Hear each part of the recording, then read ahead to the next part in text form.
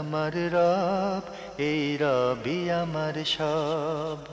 দামে দামে তন মনে তারি অনুভব। তোমার দুনিয়াতে আমি যেদিকে তাকাই, অথই নিয়ামতে ডুবে আছি সবাই।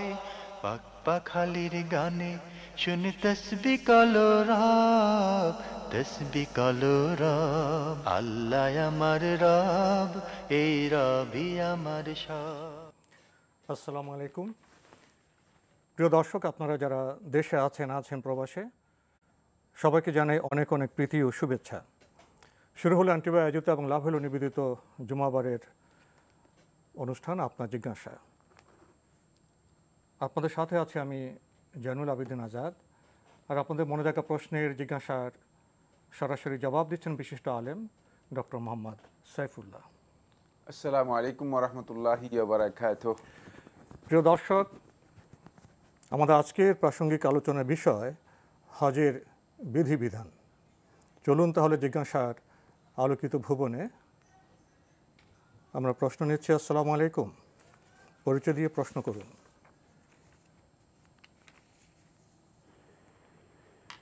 হ্যালো, আসসালামু আলাইকুম ওয়া রাহমাতুল্লাহ। জি ভাইয়া বলুন। স্যার কেমন আছেন? আলহামদুলিল্লাহ। আসলে আমি বলতেছি সুমন ড্রাইভার।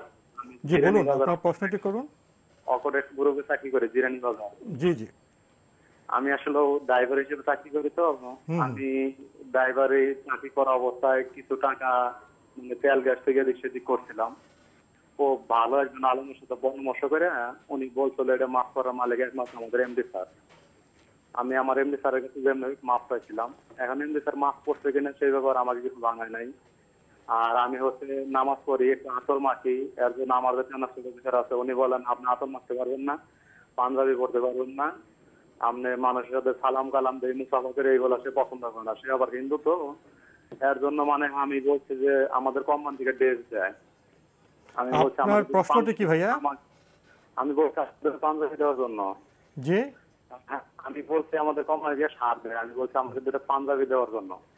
এখন কোম্পানি আমার অফিসার, আমি একটা স্যারের সাথে কথা বলছিলাম, উনি বলছে যে আমার পাঞ্জাবি না দিলে উনি বানায় একটু বাড়তি লেখা বলছে আমি এমডি স্যারের কাছে নালিশ করবো, এরকম বানায় বাড়তি বলছে। এখন মানে এরকম মিথ্যা আমার নামে অনেক কিছু বানায় বানায় বলতেছে।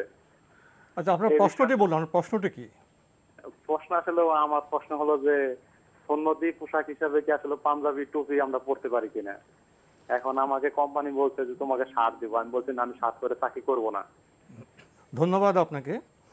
উনি কোম্পানিতে চাকরি করেন, ওনাকে শার্ট প্যান্ট দেবেন। ওনার ধারণা ধর্মকর্ম করতে গেলে পাঞ্জাবি পাঞ্জাবি পড়তে হবে, এবং পাঞ্জাবি পাঞ্জাবি না দিলে উনি চাকরি করবেন না। কি বলবেন? এখন উনি প্রশ্ন কি, যে উনি তো পড়বেন না, নিজেই বলতেছেন সিদ্ধান্ত ওনার ধারণা যে ধর্মকর্ম করতে গেলে পাঞ্জাবি পাঞ্জাবি পড়তে হবে, প্যান্ট শার্ট পরলে এটা ক্ষতিকর।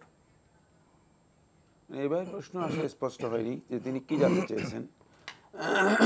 আমরা যেটা বুঝতে পেরেছি যে তিনি পাঞ্জাবি এবং টুপি মানে পড়তে আগ্রহী খুব, এবং তিনি হয়তো মনে করতেছেন যে পাঞ্জাবি এবং টুপি পরলেই মানে ধর্মীয় আচার অনুষ্ঠান করা যাবে, অন্য কোনো পোশাক পরলে হয়তো ধর্মীয় অনুসরণ হবে না। না, আপনার এই চিন্তাধারা সঠিক নয়। আপনার এই চিন্তাধারা সঠিক নয়। পাঞ্জাবি টুপি পরতে পারেন, অন্য পোশাকও পরতে পারেন, আপনার জন্য দুটোই জায়েজ রয়েছে। আসলে আমাদের সমাজে অনেক ভুল ধারণা আছে। কেউ মনে করে যে টুপি না থাকলে নামাজ পড়া যাবে না, নামাজ পড়তে গেলে পাঞ্জাবি পাঞ্জাবি লাগে। তো এইসব ধারণা তো সঠিক নয়। আপনি তো বলে দিচ্ছেন এটা। এর সাথে নামাজের কোনো সম্পর্ক নেই, ধর্মের সাথে কোনো সম্পর্ক নেই, এটি পোশাক মাত্র। আর যদি কোনো অফিসে ড্রেস কোড থাকে প্যান্ট শার্ট, তো তিনি সেটা পরে তো নামাজ পড়তে পারেন, তাই না? সে পড়তে পারবেন, তার জন্য পড়া জায়েজ রয়েছে, কিন্তু শর্ত রয়েছে যেটা সেটা হলো কোনো হারাম কাজ করতে পারবেন না, হারাম কাজ করতে পারবেন না, যেমন টাকনু নিচে পড়তে পারবেন না। জি, আমরা জানলাম। প্রিয় দর্শক, প্রশ্ন নিচ্ছি। আসসালামু আলাইকুম, পরিচয় দিয়ে প্রশ্ন করুন। হ্যালো, জি আমি বলতেছি। জি বলুন। চিরাং থেকে ভাই, আমার কি প্রশ্ন হলো কি লুঙ্গি পরে কি নামাজ কি জায়েজ আছে? লুঙ্গি পরে নামাজ পড়লে? জি। আরেকটা প্রশ্ন হলো, মানুষ অনেকে দেখা যায় নামাজ বসে বসে নামাজ পড়ে, যেমন নকল নামাজগুলো। জোহর, এশা, মাগরিব এগুলা কি জায়েজ আছে? কতটুকু? এই দুইটা প্রশ্ন। ধন্যবাদ আপনাকে। উনি একই রকম প্রশ্ন, লুঙ্গি পরে কি নামাজ পড়তে পারবেন? আর নফল নামাজ কি বসে পড়তে পারবেন? লুঙ্গি পরে নামাজ পড়া জায়েজ রয়েছে না জায়েজ কিছুই নেই। লুঙ্গি একটি পোশাক, এর মাধ্যমে আপনি যদি সতর আপনার ঢাকা হয়ে থাকে তাহলে আপনার নামাজ হবে, কোনো অসুবিধা নেই। আর লুঙ্গি পরলে সতর ঢাকা হয়, সুতরাং আপনার লুঙ্গি পরে সালাত আদায় করা জায়েজ। দ্বিতীয় যে প্রশ্নটি করেছেন সেটা হচ্ছে বসে বসে নামাজ পড়ার বিষয়টি। বসে বসে সালাত আদায় করা, নফল সালাত আদায় করা জায়েজ রয়েছে। বাকি উত্তম হচ্ছে দাঁড়িয়ে সালাত আদায় করা। নফল সালাতও উত্তম হচ্ছে দাঁড়িয়ে আদায় করা, তবে নফল সালাতের ক্ষেত্রে বসে আদায় করা জায়েজ হয়েছে। কিন্তু ফরজ সালাত যদি কারো সক্ষমতা থাকে, মানে সক্ষম হন, সামর্থ্যবান হন দাঁড়ানোর জন্য, তাহলে বসে সালাত আদায় করা, ফরজ সালাত আদায় করা জায়েজ নেই। যদি অক্ষম হন, শারীরিক কারণে হতে পারে, অসুস্থতার কারণে হতে পারে, বা অন্য কোনো কারণে তিনি দাঁড়াতে যদি অক্ষম হন, তাহলে সেক্ষেত্রে তার জন্য জায়েজ আছে, তিনি বসে সালাত আদায় করতে পারবেন, ফরজ সালাতও বসে আদায় করতে পারবেন। আমরা জানলাম। প্রিয় দর্শক, প্রশ্ন নিচ্ছি। আসসালামু আলাইকুম, পরিচয় দিয়ে প্রশ্ন করুন। হ্যালো, আসসালামু আলাইকুম। ওয়ালাইকুম আসসালাম। আমার একটা প্রশ্ন ছিল, পদ্মা সেতু নির্মাণের কাজ পরিচালনা করার জন্য যে মানুষের মাথা কাটা লাগবে বলে যে সামাজিক যোগাযোগ মাধ্যমে প্রচারণা চালানো হচ্ছে, বিষয়টি কেমন? এটা কি ইমানের সাথে কোনো বিষয় আছে, নাকি গুজব, না অন্য কিছু? ধন্যবাদ আপনাকে। আপনি বর্তমান সময়ের একটি গুরুত্বপূর্ণ প্রশ্ন করেছেন। সোশ্যাল মিডিয়ায় এবং আমার পত্রপত্রে লক্ষ্য করছি এমন একটি বিষয় ছড়িয়ে গেছে যে পদ্মা সেতু নির্মাণে মানুষের কাটা মাথা লাগবে। এ নিয়ে একটি আতঙ্কজনক পরিবেশের সৃষ্টি হয়েছে গ্রামেগঞ্জে আশেপাশে। প্রথম কথা হচ্ছে, মানে সেতু নির্মাণের জন্য মানুষের কাটা মাথা লাগবে, এটি সত্য নয়, এটি সঠিক নয়। এটি মূলত শয়তান পূজারী যারা ছিল প্রাচীন যুগ থেকে, তাদের একটা আকীদা ছিল, তাদের একটা ধারণা ছিল যে শয়তান পূজারীদের যে মানে যে কোনো ধরনের বড় কাজ এগুলো করতে হলে মানে শয়তান অথবা জিনদেরকে সন্তুষ্ট করতে হবে। আর শয়তান এবং জিনদেরকে সন্তুষ্ট করতে হলে মানুষের মাথা অথবা মানুষকে বিসর্জন দিতে হবে, মানে মানুষের মাথা অথবা মানুষ বিসর্জন দিতে হবে। আমরা আল বিদায়া ও নেহায়া ইবনে কাসির দিমাশকি রহমতুল্লাহ লিখা এই কিতাবের মধ্যে দেখতে পাই, আব্দুল হাকিম ইবনে আব্দুল হাকিম রাহিমাহুল্লাহ তাআলা এর লেখা ফুতুহুল মুসিরের মধ্যে উল্লেখ রয়েছে যে ওমর ইবনে খাত্তাব রাদিয়াল্লাহু তাআলার সময় যে এই ধরনের একটি ঘটনা ঘটেছিল। কিপ্তিদের মধ্যে, কিপ্তি সম্প্রদায়ের মধ্যে যারা শয়তান পূজারী ছিল, তারা এই ধারণা পোষণ করতো যে একসময় নীল নদীর প্রবাহ বন্ধ হয়ে যেত, তখন একজন যুবতী মহিলাকে অত্যন্ত সুন্দর করে সাজিয়ে তারপরে স্বর্ণ অলংকার দিয়ে মানে সাজগোজ করে এরপরে তাকে নীল নদের মধ্যে নামিয়ে দেওয়া হতো, বিসর্জন দেওয়া হতো, তারপর নীল নদের প্রবাহ আবার চালু হতো। এই বক্তব্যটি ওমর ইবনে খাত্তাব রাদিয়াল্লাহু তাআলার সময় যখন মিশরের দায়িত্ব পালন করতেছেন গভর্নর হিসেবে আল্লাহ রাসূল সাল্লাল্লাহু আলাইহি ওয়াসাল্লাম সাহাবী আমর ইবনে আস রাদিয়াল্লাহু তাআলা আনহু, তখন আমর ইবনে আস রাদিয়াল্লাহু তাআলার কাছে এই বক্তব্য নিয়ে আসা হয়েছে। আমর ইবনে আস রাদিয়াল্লাহু বললেন যে আমরা এই ধরনের কাজ করে থাকি, এখন আমাদেরকে এই কাজ করার অনুমতি দেন। আমর ইবনে আস রাদিয়াল্লাহু তাআলা যখন জানলেন যে এটি মানে এটা একটা হারাম কাজ, নিষিদ্ধ কাজ, আর এর মধ্যে মূলত মানে শয়তানের পূজা রয়ে গিয়েছে, আমর ইবনে আস রাদিয়াল্লাহু তাআলা আনহু এটাকে অস্বীকার করলেন এবং এই বিষয়টি খলিফা ওমর ইবনে খাত্তাব রাদিয়াল্লাহু তাআলাকে জানালেন। এখানে বিস্তারিত আলোচনা রয়েছে অবশ্য, এর সনদের মধ্যেও দীর্ঘ বক্তব্য রয়েছে। এই বক্তব্যটি গোটাটাই সনদের দিক থেকে গ্রহণযোগ্য নয়, ঐতিহাসিক একটি বক্তব্য, মানে হাদিসের বক্তব্যের দিক থেকে এটি সনদ গ্রহণযোগ্য নয়, ঐতিহাসিক বক্তব্য। এই জন্য ইবনে কাসির দিমাশকি রহমতুল্লাহ আল বিদায়া ওয়া নেহায়ার মধ্যে উল্লেখ করেছেন, ইবনে আব্দুল হাকিম রাহিমাহুল্লাহু তাআলা তিনি ফুতুহুল মুসিরের মধ্যে উল্লেখ করেছেন যে মানে ওমর ইবনে খাত্তাব রাদিয়াল্লাহু তাআলা তখন বলেন যে না, এটি করার তো কোনো সুযোগ নেই, ইসলামে এই ধরনের কোনো অনুমোদন নেই, বরং এটি একটি শিরকি কাজ। যদি কেউ মনে করে থাকেন যে শয়তানকে সন্তুষ্ট করার জন্য মানে বিসর্জন দিতে হবে, মানুষ বিসর্জন দিতে হবে, অথবা মানুষের মাথা মানে এখানে বিসর্জন দিতে হবে, তাহলে এই কাজটি শিরক এবং এটি হারাম, নিষিদ্ধ কাজ। এবং মূলত মানে শয়তান পূজারী সহ একদল লোক রয়েছে যারা মনে করে থাকেন যে, যারা মানে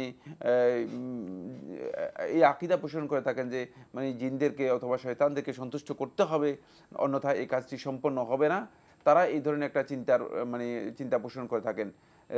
এই কাজটি সম্পূর্ণ ইসলামী আকীদার পরিপন্থী কাজ। এই কাজটি সম্পূর্ণ হারাম, মুশরিক, এর মধ্যে শিরক রয়ে গিয়েছে। ফলে ওমর ইবনে খাত্তাব রাদিয়াল্লাহু তাআলা তাদেরকে এই ধরনের অনুমতি দেন নাই, বরং ওমর রাদিয়াল্লাহু তাআলা আনহু সেখানে যে বর্ণনা রয়েছে সে বর্ণনা ওমর ইবনে খাত্তাব রাদিয়াল্লাহু তাআলা আনহু একটা চিঠি লিখলেন নীল নদীকে, এবং আমর ইবনে আস রাদিয়াল্লাহু তাআলা নির্দেশ দিলেন যে এই চিঠি নীল নদের কাছে মানে দিয়ে দাও। মানে এই বক্তব্যটুকু মানে ওই রেওয়ায়তের মধ্যে রয়েছে। তবে এই রেওয়ায়তটি মানে আমি বলেছি যে হাদিসের দিক থেকে রেওয়ায়তটি গ্রহণযোগ্য নয়, যেহেতু সনদের মধ্যে দুর্বল ব্যক্তিগণ রয়েছেন। বাকি মানে এখান থেকে আমরা যেই কথাটুকু মানে গ্রহণ করতে চাই সেটি হচ্ছে এই যে এই ধরনের কাজ মূলত গর্হিত কাজ, এটা ইসলামী শরীয়তের মধ্যে কোনোভাবেই অনুমোদিত নয়। বর্তমানে যেই কাজটা আমরা যেটা সোশ্যাল মিডিয়ার মাধ্যমে জানতে পেরেছি সেটা হচ্ছে এই যে পর্দা সেতু নির্মাণের জন্য মানে অনেকের মাথা লাগবে, মানে কাটা মাথা দিতে হবে, এই ধরনের বিসর্জন দেওয়ার বিষয়টি আমাদের সমাজের মধ্যে ব্যাপকভাবে প্রচার করা হচ্ছে। কতটুকু গুজব বা কতটুকু সত্য বা বাস্তব এটা আমরা আসলে এখনো বিশ্লেষণ করতে পারিনি। মানে তবে মানে এ বিষয়ে অনেক বেশি মানে সোশ্যাল মিডিয়াতে আলোচনা চলছে, সেখান থেকে বোঝা যাচ্ছে যে মূলত এই ধরনের গুজব যদি মানে কেউ মানে এই ধরনের গুজব প্রচার করে থাকেন তিনি কিন্তু গুনাহগার হবেন। মানে যদি গুজব হয়ে থাকে তাহলে কেউ যদি প্রচার করে থাকেন তাহলে তিনি গুনাহগার হবেন, এতে কারণ এটা হারাম কাজ। দ্বিতীয়, যদি গুজব না হয়ে থাকে তাহলে আমরা মানে সুনির্দিষ্ট কর্তৃপক্ষের কাছে আবেদন করব যে এই ধরনের কাজ ইসলামী শরীয়তে গর্হিত কাজ, কোনো নির্মাণ কাজের জন্য, কোনো ধরনের মানে সেতু নির্মাণের জন্য মানে এই ধরনের যে বিসর্জন দেওয়ার পদ্ধতি এটি ইসলামী আকীদার পরিপন্থী কাজ। এটি অন্য কালচার অথবা অন্য আকীদা থেকে গ্রহণ করা হয়েছে, ভিন্ন আকীদা থেকে গ্রহণ করা হয়েছে। হতে পারে যে যারা এর নির্মাণের সাথে জড়িত রয়েছেন মানে তারা তাদের আকীদা অনুযায়ী মূলত এই কাজটি করার জন্য চেষ্টা করে যাচ্ছেন। এখানে এটা বলা যাবে না যে যারা নির্মাণ কাজে জড়িত আছেন তারা স্পষ্টভাবে পত্রিকা বক্তব্য দিয়েছেন, বিবৃতি দিয়েছেন, তারা এর বিরোধিতা করছেন। যারা নির্মাণ করছেন তারা এর সাথে সম্পর্কিত নন। না মানে আমি বলেছি যে হতে পারে যে মানে হয়তো এমন এক দল মানে এটা বাইরে কেউ হতে পারে, কারণ যারা নির্মাণ করছেন তারা তো এটা একটা বড় দায়িত্ব, মানে তাদের আকীদা হয়তো তারা আমাদের উপর চাপিয়ে দেওয়ার জন্য চেষ্টা করতেছেন, মানে এটা হতে পারে। মানে এই ধরনের আসুন কারণ হচ্ছে যদি আমি বলেছি যে এর বাস্তবতা যদি থাকে কোনো মহল থেকে, যদি বাস্তবতা থাকে মানে বাস্তবতার বিষয়টি নিয়েও আমরা বলেছি যে মানে প্রশ্ন রয়েছে, এটা অবকাশ রয়েছে এই বিষয়ে সুনির্দিষ্টভাবে তাহকিক করার জন্য, সেক্ষেত্রে ইসলামী আকীদার পরিপন্থী এই কাজটি, এবং এই কাজটি সরাসরি কুফরি এবং শিরক, এর মধ্যে কোনো সন্দেহ নেই। সুতরাং যে সমস্ত বন্ধুগণ মানে এই কাজের সাথে সম্পৃক্ত কোনোভাবেই হচ্ছেন নিজেদেরকে সতর্ক করুন। সেতু নির্মাণের জন্য এই ধরনের কাজের প্রয়োজন নেই। যদি কোনো কারণে মানে কোনো বিষয় নিয়ে কোনো জটিলতা তৈরি হয়ে থাকে সুনির্দিষ্টভাবে সেই জটিলতা থেকে কাটার জন্য যাদের কাছে ইসলামের জ্ঞান রয়েছে, ইসলাম এর দিক নির্দেশনা এক্ষেত্রে কী তাদের কাছ থেকে জেনে নেওয়ার জন্য চেষ্টা করুন। এখানে বিসর্জন দেয়া অথবা মানুষের কল্লা দিয়ে মানে সেতু নির্মাণ করার জন্য কল্লা বিসর্জন করা, এই কাজগুলো ইসলামী শরিয়া অনুযায়ী কুফরি এবং হারাম কাজ। সুতরাং এগুলো থেকে নিজেদেরকে বিরত রাখুন এবং সংশ্লিষ্ট কর্তৃপক্ষকে এ ব্যাপারে সচেতন ও সতর্ক হওয়ার জন্য আমরা বিনয়ের সাথে অনুরোধ করছি। প্রশ্নের আলোকে আপনি যে বক্তব্য রাখলেন সেখানে আমরা স্পষ্ট বুঝতে পারলাম যে কোনো সেতু নির্মাণ বা কোনো নির্মাণ কাজে মানুষের কল্লা লাগবে, এটা ইসলামের আকীদা সম্পূর্ণ হারাম এবং কুফরি। এই কাজ যারা প্রচার করবেন এটা কুফরি কাজ, তারা গুনাহগার হবেন। এই কাজকে কোনোভাবেই প্রশ্রয় দেওয়া যায় না। এখানে প্রসঙ্গত আরেকটি বিষয় চলে এসছে, সেটা হলো বিশেষ করে যারা গ্রাম এলাকায় লেখাপড়া কম জানেন তাদের অনেকে আবার মধ্যে কুসংস্কার থাকেন, এবং পত্রপত্রিকা লক্ষ্য করা যাচ্ছে যে গ্রাম এলাকায় একটা আতঙ্ক ছড়িয়ে পড়েছে। মা বাবারা শিশুদের স্কুলে পাঠাচ্ছেন না, মাদ্রাসা পাঠাচ্ছেন না, এবং মোহাম্মদপুর বেরিবাদে একটি যুবক একটি শিশুর সাথে কথা বলছিল, তাকেও ছেলেধরা মনে করে ভাবছে সে বোধহয় শিশু ধরে নিয়ে কল্লা কাটবে, সে যুবককে মারতে মারতে মেরেই ফেলা হলো। এখন এই ধরনের এই যে অপপ্রচার এবং কুফরি বক্তব্য প্রচার, এর কারণে সমাজ জীবনে যে শিশুদের স্কুল মাদ্রাসা বন্ধ হয়ে গেল, একজনকে পিটিয়ে মেরে ফেলা হলো, এর যে দায়িত্ব বা এর যে গুনাহ, এটা কেমন? প্রথম কথা হচ্ছে যারা এই ধরনের গুজব প্রচার করতেছেন তারা অবশ্যই কবিরা গুনাহ করতেছেন, এবং তারা মানে সোশ্যাল মিডিয়া হোক যে কোনোভাবে হোক একটা সামাজিক বিপর্যয় সৃষ্টি করতেছেন।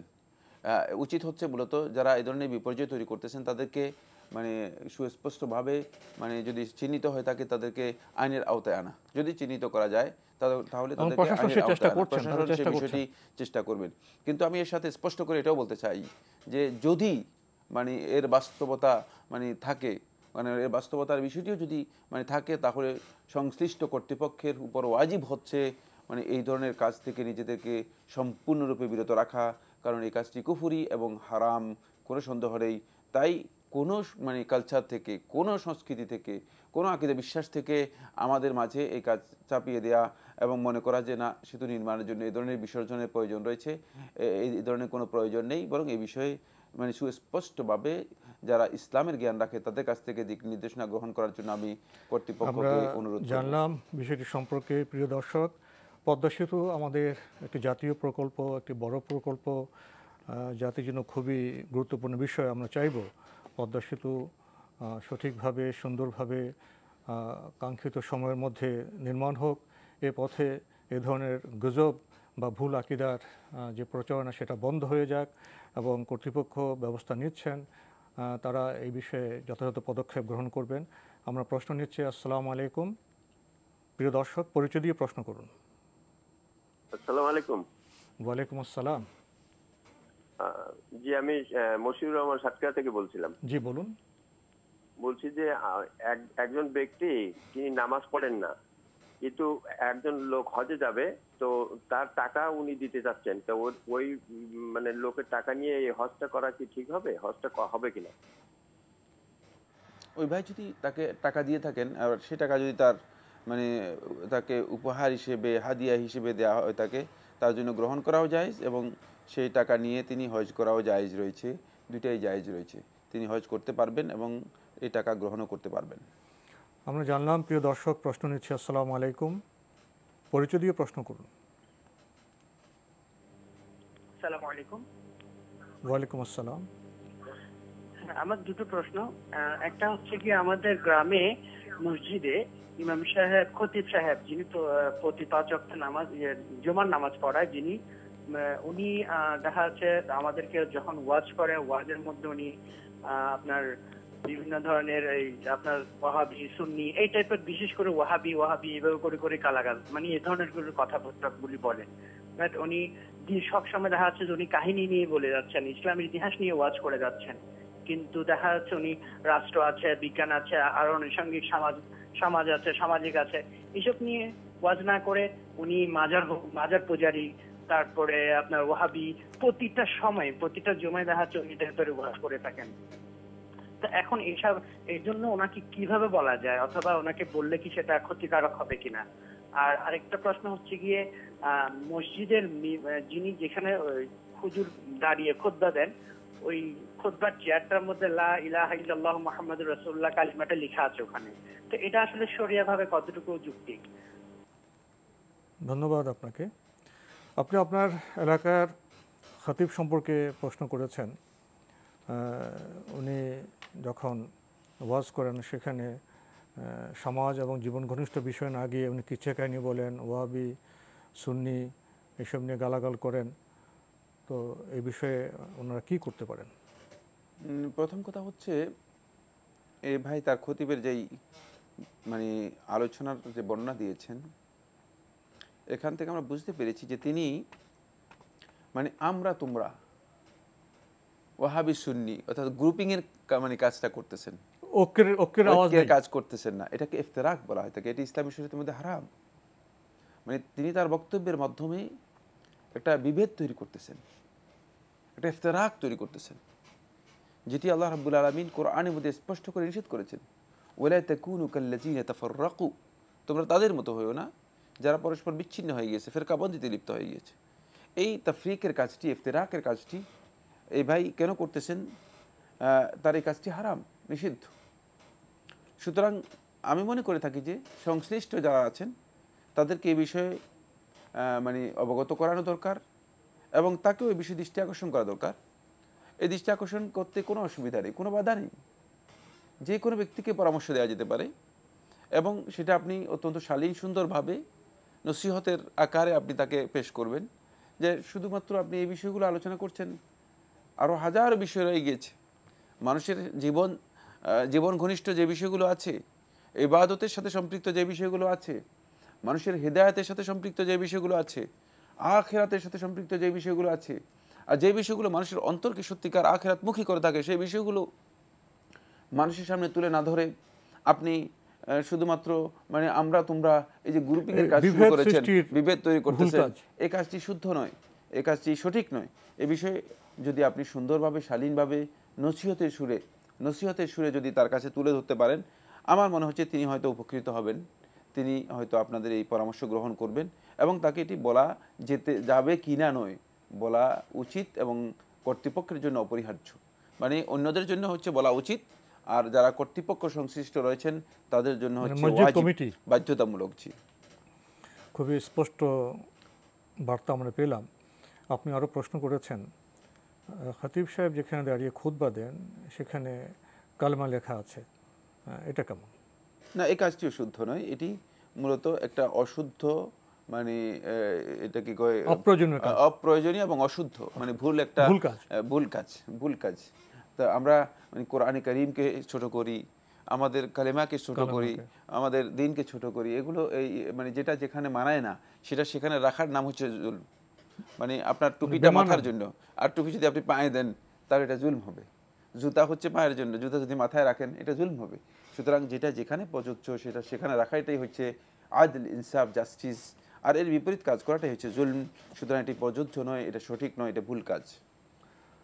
আমরা জানলাম। প্রিয় দর্শক, প্রশ্ন নিচ্ছি। আসসালামু আলাইকুম, পরিচয় দিয়ে প্রশ্ন করুন। আসসালামু আলাইকুম, আমি জসিম বলছি চট্টগ্রাম থেকে। জি ভাইয়া বলুন। মসজিদের পশ্চিম পাশের ওয়ালে আপনার নবীজির কবরের ছবি লাগানো আছে আর কি, ওই মসজিদে কি নামাজ পড়া যাবে? আর 2 নম্বর হচ্ছে যে আব্দুল কাদের জিলানী রহমতুল্লাহ আলাইহির নামে প্রত্যেক মাসে মাসে মসজিদে বা ওরা ওই যে দরগা শরীফ থেকে খানাকা আছে, বিভিন্ন খানাকাতে যে জন্মবার্ষিকী পালন করে, এটাকে ঠিক জিয়ারা শরীফ বলে আর কি ওরা। ধন্যবাদ আপনাকে। আমার প্রথম প্রশ্ন, মসজিদে নবীজির কবরের ছবি টাঙানো আছে, সে মসজিদে নামাজ পড়তে পারবেন? আর বিষয়টা কেমন? যে মসজিদের মধ্যে মূলত মসজিদের পশ্চিম পাশে কবরের ছবি বা এই ধরনের ছবি দেওয়া রয়েছে, সে মসজিদে সালাত আদায় করা ওলামায়ে কেরামের মতে মাকরুহ। একদল ওলামায়ে কেরাম বলেছেন যে সালাতেই হবে না, কারণ যে ছবি নিয়ে তো আমরা সালাত আদায় করি না, আমরা সালাত আদায় করি আল্লাহর জন্য। আমরা আল্লাহর ঘরের দিকে আমরা কিবলামুখী হই, কিন্তু আল্লাহর ঘরের ইবাদত করি না। ইবাদত করি কার? আল্লাহর। এই জন্য আল্লাহ সুবহানাহু ওয়া তাআলা বলেছেন কোরআন কারীমের মধ্যে স্পষ্ট, ফালইয়াবুদু রাব্বা হাযাল বাইত, মানে এই ঘরের রবের প্রতি ইবাদত করো তোমরা, এই ঘরের ইবাদত করো নয়। ঘরের আমরা ইবাদত করি না, আমরা ছবির ইবাদত করি না। সুতরাং যে সমস্ত বন্ধুগণ মানে ছবি টাঙ্গাচ্ছেন, ছবি ঝুলাচ্ছেন, এই কাজগুলো গর্হিত কাজ, এগুলো অপছন্দনীয় কাজ। ইসলামী শরীয়তের মধ্যে এগুলো সরিয়ে নেবেন। মানে ছবির আমরা ইবাদত করি না, আমরা ইবাদত করি আল্লাহ রাব্বুল আলামিনের। যদি আমাদের ইবাদত আল্লাহ রাব্বুল আলামিনের জন্য না হয়, ছবির উদ্দেশ্যে হয়ে যায়, তাহলে সেটি শিরক হয়ে যাবে এবং ইবাদত আল্লাহ রাব্বুল আলামিনের কাছে গ্রহণযোগ্য হবে না। দ্বিতীয় প্রশ্ন, কোনো জায়গায় আব্দুল কাদের জিলানী রহমতুল্লাহ বার্ষিকী পালন করা হয়, জিয়ারা শরীফ করা হয়, এগুলো ঠিক আছে কিনা? জিয়ারা শরীফ নামে যে কাজটি আবিষ্কার করা হয়েছে এটি একেবারেই নতুন আবিষ্কৃত দিনের মধ্যে, এর কোনো ভিত্তি ইসলামী শরীয়তের মধ্যে নেই এবং এর সাথে আব্দুল কাদের জিলানী রহমতুল্লাহ আলাইহির কোনো সম্পর্ক নেই। তিনি নিজেও এর থেকে সম্পূর্ণরূপে বিমুক্ত, মানে এগুলো থেকে তিনি সম্পূর্ণ নতুন আবিষ্কার, সম্পূর্ণ এগুলো একেবারেই নতুন আবিষ্কার এবং বিদআতুল মুনকারা, অত্যন্ত নিকৃষ্টতম বিদআত। ইসলামে এর কোনো ধরনের স্থান নেই। সুতরাং এই কাজগুলো যদি করা হয়ে থাকে তাহলে অবশ্যই বিদআতের কারণে এগুলো আল্লাহ রাব্বুল আলামিনের কাছে গ্রহণযোগ্য হবে না, বরং এটি গুনার কাজ। আমরা জানলাম। প্রিয় দর্শক, প্রশ্ন নিচ্ছি। আসসালামু আলাইকুম, পরিচয় দিয়ে প্রশ্ন করুন। আসসালামু আলাইকুম। ওয়ালাইকুম আসসালাম। আমি মোহাম্মদ লিয়াকত আলী, আমি রংপুর থেকে প্রশ্ন করেছি। দুইটি প্রশ্ন আমার দুইটি প্রশ্ন। একটি প্রশ্ন হলো, ইদানিং আমরা শুনতে পাচ্ছি যে, আমি ওয়াজে শুনলাম আর কি, একটি কোরবানি, ঈদুল আজহায় কোরবানি 7টি নাম দেয়া যাবে বা 7টি পরিবার অন্তর্ভুক্ত হওয়া যাবে না।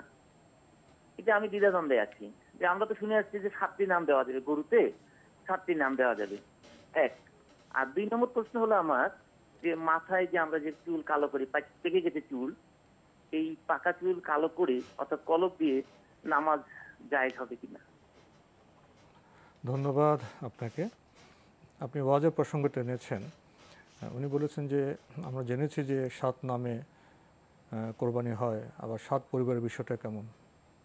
না, একটি পশুতে যেগুলোতে ইশতেরাক বা শেয়ারিংয়ের সিস্টেম রয়েছে, অনুমোদন দেওয়া রয়েছে, যেমন গরু, যেমন উট, যেমন মহিষ, মানে এগুলোতে আপনি 7 জন ব্যক্তি অংশগ্রহণ করতে পারবে, 7 জন পর্যন্ত অংশগ্রহণ করার অনুমোদন দেওয়া আছে।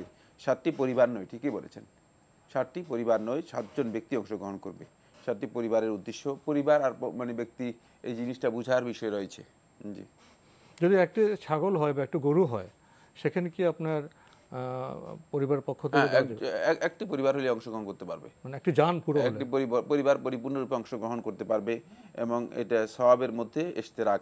এই দুইটার মধ্যে একটু সূক্ষ্ম পার্থক্য রয়েছে, এই বিষয়টি জেনে নিতে হবে। এটা ওয়াজের মাসআলা নয়, এটা হচ্ছে একজন পক্ষে কোরবানি করা, একটা হলো সওয়াবে অংশীদার করা, দুইটার পার্থক্য রয়েছে। জি, এটা হলো ইশতেরাক ফি সওয়াব, সওয়াবের মধ্যে কাউকে অংশগ্রহণ করানো। পরিবারের সবাই সওয়াবের মধ্যে অংশগ্রহণ করবে, কিন্তু এক পরিবারের একজনের পক্ষ থেকেই মূলত এই কোরবানি হবে। একটি প্রশ্ন করেছেন, মাথায় কলব দিলে কি নামাজ হবে? হ্যাঁ, মাথায় কালো কলব দিয়ে আপনি যদি সালাত আদায় করে থাকেন, আপনার সালাত হতে কোনো ধরনের বাধা নেই, সালাত মানে না হওয়ার কোনো কারণ এখানে নেই, সালাত হয়ে যাবে। প্রশ্ন নিচ্ছি। আসসালামু আলাইকুম, পরিচয় দিয়ে প্রশ্ন করুন। তো আমার প্রশ্ন ছিল, আমি একটা বইয়ে পড়েছিলাম যে আপনার ছেলে মেয়ে উভয়ে যে আমরা 5 ওয়াক্ত নামাজ পড়ি, তো এইগুলা আর কি নাকি উনি সেই আমলে বিশৃঙ্খলা দেখার কারণে উনি নিষেধ করেছিলেন যে না, মহিলারা বাড়িতে নামাজ পড়বে, কিন্তু এখন দেখছি নতুন করে আবার শুরু হচ্ছে এগুলো। তো এটা সঠিক বা এই সম্বন্ধে জানার জন্য। জি, ধন্যবাদ আপনাকে। প্রশ্ন পেয়েছেন তো? প্রশ্ন পেয়েছি। এবার বলেছেন যে তিনি একটা বইয়ের মধ্যে পড়েছেন যে মানে প্রথম সময়ে ছেলে মেয়ে একসাথে নামাজ পড়তো, পরবর্তী সময় বিশৃঙ্খলার কারণে বলা হয়েছে মহিলারা বাড়িতে নামাজ পড়বে। এখন আবার নতুন করে মহিলারা মানে দেখা যাচ্ছে যে মসজিদে সালাত আদায় করতেছে না। আপনার এই বক্তব্য শুদ্ধ নয়। বই আপনি যে বক্তব্যটি পড়েছেন সেটি শুদ্ধ নয়। রাসূলুল্লাহ সাল্লাল্লাহু আলাইহি ওয়াসাল্লামের যুগ থেকে আরম্ভ করে আজকের দিন পর্যন্ত আল্লাহ নবী সাল্লাল্লাহু আলাইহি ওয়াসাল্লাম মসজিদের মধ্যে মহিলারা জামাতে অংশগ্রহণ করে থাকেন, মসজিদে হারামে মহিলারা জামাতে অংশগ্রহণ করে থাকেন। জামাতে অংশগ্রহণ করতে মহিলাদেরকে বাধা দিতে রাসূলুল্লাহ সাল্লাল্লাহু আলাইহি ওয়াসাল্লাম নিষেধ করেছেন। সহিহ হাদিস দ্বারা সাব্যস্ত হয়েছে। হাদিসটি ইমাম ইবনে মাজাহ রাহমাতুল্লাহ তাআলা সুনানের মধ্যে বর্ণনা করেছেন। সহিহ হাদিস, লা তামনাউ আমা আল্লাহি মাসাজিদাল্লাহ, যে তোমরা আল্লাহর বান্দি মহিলাদেরকে আল্লাহর মসজিদ থেকে বাধা দেবে না। সুতরাং মহিলারা যদি জামাতে অংশগ্রহণ করতে চায়, বাধা দেওয়াটি ইসলামী শরিয়া অনুযায়ী গর্হিত কাজ, হারাম কাজ, নিষিদ্ধ কাজ। জামাতে তারা অংশগ্রহণ করতে পারবে, তবে জামাতে অংশগ্রহণ করার ক্ষেত্রে তারা অবশ্যই পর্দা মেনটেন করবে, শালীন পোশাক পরবে। আল্লাহ রাসূল সাল্লাল্লাহু আলাইহি ওয়াসাল্লাম হাদিসের মধ্যে বলেছেন, ওয়ালিয়াখরুজনা তাফিলাতিন, তারা সাজগোজ করে বের হয়ে আসবে না, তারা স্বাভাবিক পোশাকে, সাধারণ পোশাকে বেরিয়ে আসবে। জি, সুতরাং রাসূলুল্লাহ সাল্লাল্লাহু আলাইহি ওয়াসাল্লামের এক্ষেত্রে দিক নির্দেশনা রয়েছে, এবং সাহাবায়ে কেরামের সময়ও ছিল, সাহাবীদের পরবর্তী সময়ে মহিলারা জামাতে অংশগ্রহণ করেছেন। সুতরাং এক্ষেত্রে এই কথা বলার অবকাশ নেই যে না, রাসূল সাল্লাল্লাহু আলাইহি ওয়াসাল্লাম পরবর্তীতে মহিলাদেরকে ঘরে সালাত আদায় করতে বলেছেন, নিষেধ করে দিয়েছেন। না, এই ধরনের বক্তব্য শুদ্ধ নয়, বরং এটা সব সময় ছিল, এখনও আছে। অবশ্য মসজিদে যে ব্যবস্থাপনা কমিটি আছেন তাদের তো একটা ব্যবস্থাপনার দায়িত্ব রয়েছে সেক্ষেত্রে। আর সেক্ষেত্রে মসজিদ কর্তৃপক্ষ মহিলাদের সালাতের জন্য ভিন্ন ব্যবস্থা রাখবেন, যাতে করে মহিলারা ভিন্নভাবে সালাত আদায় করতে পারেন এবং শৃঙ্খলার সাথে সালাত আদায় করতে পারেন। আমরা জানলাম খুবই গুরুত্বপূর্ণ বিষয়ে। প্রিয় দর্শক, প্রশ্ন নিচ্ছি। আসসালামু আলাইকুম, পরিচয় দিয়ে প্রশ্ন করুন। ওয়ালাইকুম সালাম রাহমাতুল্লাহ। আমি উম্মে সালমা, জুরাইন থেকে। জি বলুন। আমার ফার্স্ট প্রশ্ন হচ্ছে যে আমি একটু মাকে নিয়ে ট্রিটমেন্টের জন্য ইন্ডিয়া যাব, সেক্ষেত্রে আমার কসর নামাজটা কেমন হবে? First question. আর সেকেন্ডটা হলো, মাকে কেউ একজন এরকম, আলহামদুলিল্লাহ মা ইসলামিক, মাকে কেউ একজন বলেছে এরকম যে পীর না ধরলে জান্নাতে যাওয়া যাবে না। আমি জানি টপিকটা, আলহামদুলিল্লাহ আমরা বুঝতে পারি, কিন্তু যদি শায়েখ একটু ছোট করে মার উদ্দেশ্যে কিছু বলতেন, মা স্ক্রিনের সামনে আছেন আর কি। পীর না ধরলে জান্নাতে যাওয়া যাবে না, এই তো? জি, পীর না ধরলে জান্নাতে যাওয়া যাবে না, এই আর কি। ধন্যবাদ আপনাকে। আসসালামু আলাইকুম। ওয়ালাইকুম আসসালাম। আমার প্রথম প্রশ্ন, মাকে নিয়ে চিকিৎসার উদ্দেশ্যে ভারত যাবেন, তো সেখানে ওনার কাসর নামাজের বিষয়টা কেমন হবে? আপনি আপনার মাকে নিয়ে ইন্ডিয়া যাচ্ছেন, আপনি সেখানে কসর আদায় করতে পারেন। আপনি যতদিন আছেন ততদিন মুসাফির হিসেবে কসর আদায় করতে পারেন, কোনো অসুবিধা নেই। আর যদি আপনি মনে করেন যে না, আমি এখানে দীর্ঘদিন থাকবো, অন্তপক্ষে 1 মাস আমার থাকা হবে, অথবা মানে 4 দিনের বেশি যদি থাকা হয়, আর যদি আপনি মনে করেন যে না, আমি মুকিম হিসেবে এখানে সালাত আদায় করব, সেটাও আপনার জন্য জায়েজ রয়েছে। আপনি মুকিম হিসেবে মানে ইকামতের নিয়ত করতে পারেন এবং পরিপূর্ণ সালাত আদায় করতে পারেন।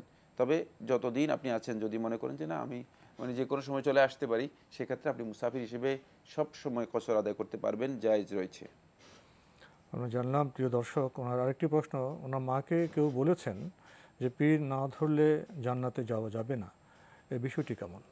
প্রথম কথা হচ্ছে, পীর না ধরলে জান্নাতে যাওয়া যাবে না এই বক্তব্য কোরআন, হাদিস, অথবা সাহাবায়ে কেরামের বক্তব্য, অথবা তাবিদের বক্তব্য, অথবা সালফে সালেহিনের কারো বক্তব্য, কারো বক্তব্যের মাধ্যমে সাব্যস্ত হয়নি, বরং এটি একেবারেই ভিত্তিহীন একটি বক্তব্য, ভিত্তিহীন বক্তব্য।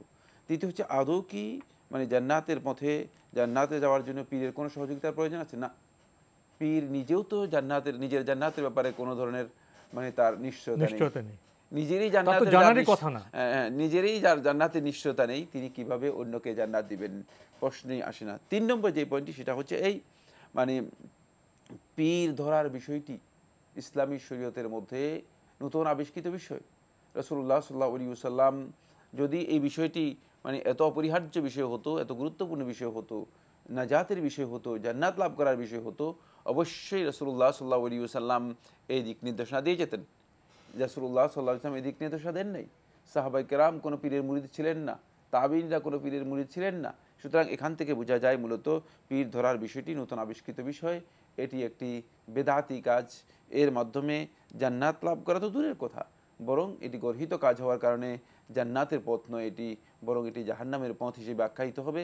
যেহেতু কুল্লু বিদআতিন দালালা ওয়া কুল্লু দালালাতিন ফিন্নার, রাসূলুল্লাহ সাল্লাল্লাহু আলাইহি ওয়াসাল্লাম হাদিসের মধ্যে বলেছেন, প্রত্যেকটা বিদআতি মূলত বিভ্রান্তি, আর প্রত্যেকটা বিভ্রান্তি জাহান্নামে যাওয়ার কারণ হবে।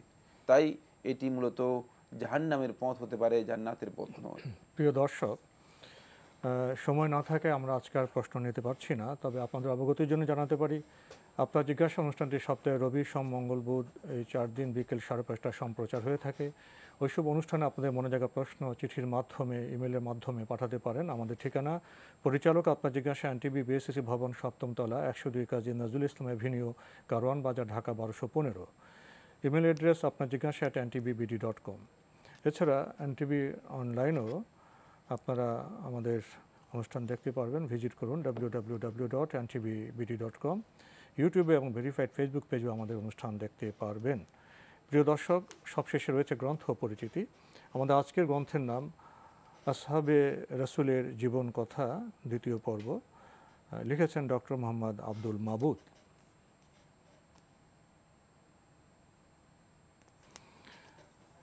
এই চমৎকার গ্রন্থটি প্রকাশ করেছে বাংলাদেশ ইসলামিক সেন্টার, ঢাকা। মূল্য 180 টাকা।